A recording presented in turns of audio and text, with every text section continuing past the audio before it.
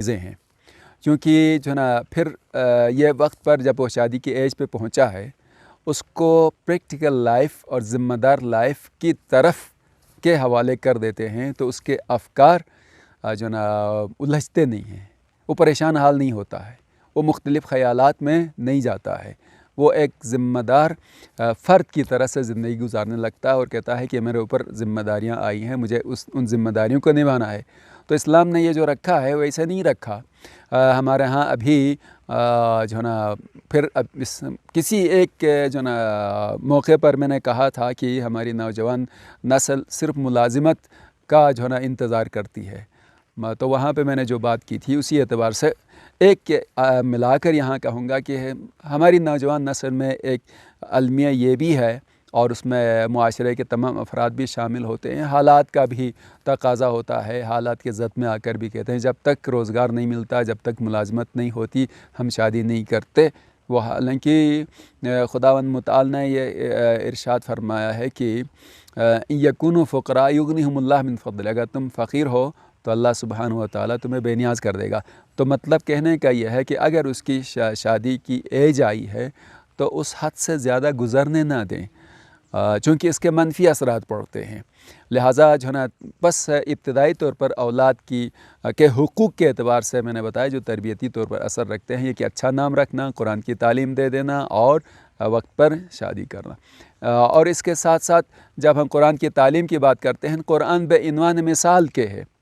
اس کے علاوہ معاشرے میں جس حد تک تعلیم کی ضرورت ہوتی ہے اس حد تک تعلیم دلانا بھی ضروری ہے۔ یہ تعلیم جب بھی ہم دیکھتے ہیں لفظ تعلیم نہیں ملتا فقط، بلکہ تعلیم و تربیت، جب بھی آپ دیکھیں کتابوں میں بھی دیکھیے گا تو تعلیم و تربیت، تعلیم کے ساتھ تربیت بھی، اور قرآن مجید میں بھی تزکیہ نفس کے ساتھ تعلیم کا ذکر ہوا ہے، علم کا ذکر ہوا ہے۔ تو ساتھ ساتھ میں تعلیم کے ساتھ ساتھ تزکیہ نفس بھی ہونا چاہیے، ان کو صحیح جو نا ہدایت بھی دی جانی چاہیے۔ اس میں صرف مسجد یا ممبر کی حد تک اکتفا نہیں کیا جانا چاہیے، بلکہ تربیت کے لحاظ سے یہ ہے کہ ایک والدین کو، میں اولاد کے حوالے سے فی الحال بات کر رہا ہوں، میں آگے بڑھوں گا، والدین کو صرف والد ہونے کے اعتبار سے نہیں پیش آ جانا چاہیے، بلکہ ایک دوست دوسرے دوست کے حساب سے کس طرح آپس میں جو نا بلا جھجک بات کر رہے ہوتے ہیں، ایک دوسرے کی مشکلات کو ایک دوسرے سے شیئر کر رہے ہوتے ہیں، ایسے میں دوسرا دوست اچھا مشورہ دیتا ہے۔ جب والد اپنے والد ہونے کے ساتھ ساتھ دوستانہ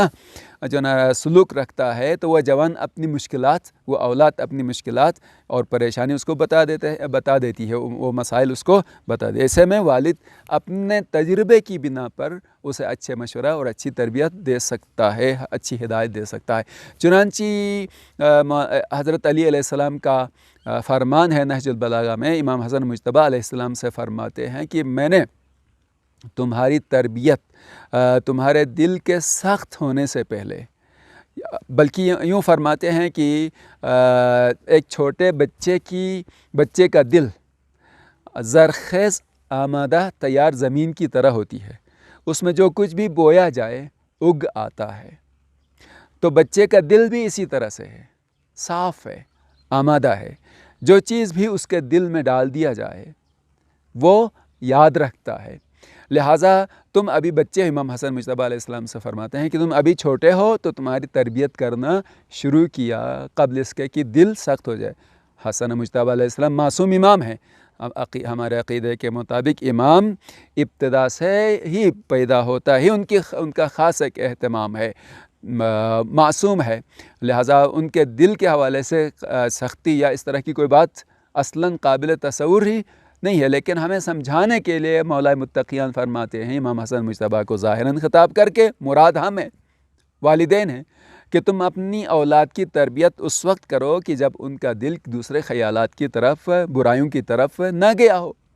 اور ایسے میں تم آسانی سے ان کی تربیت کر سکتے ہو۔ یہاں سے جب چلے گا بچہ، جوان ہو جائے گا تو بھی ایک سنجیدہ اور ایک منظم اور ایک تربیت یافتہ جوان ہوگا، تعلیم یافتہ، اور اگر ابتدا سے چھوڑ دیا تو اسی صورت میں بعد میں مشکلات ہوتی ہیں۔ تو جوانوں کو اپنے لحاظ سے یہ بھی سمجھنا چاہیے، یہاں پہ یہ عرض کروں گا کہ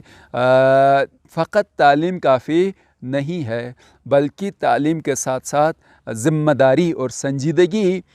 یعنی یہ کہ مجھے معاشرے کا ایک سنجیدہ اور ذمہ دار فرد ہونا چاہیے، مجھے معاشرے کی ذمہ داریوں کو اچھے انداز سے نبھانا چاہیے۔ اس سوچ کی طرف جو ہے نا وہ آ جائیں گے تو جوان اپنی ذمہ داری کا جب ثبوت دیں گے تو پھر وہ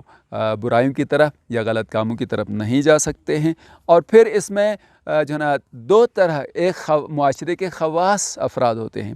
خواص طبقہ کا جو ہے نا فریضہ بنتا ہے،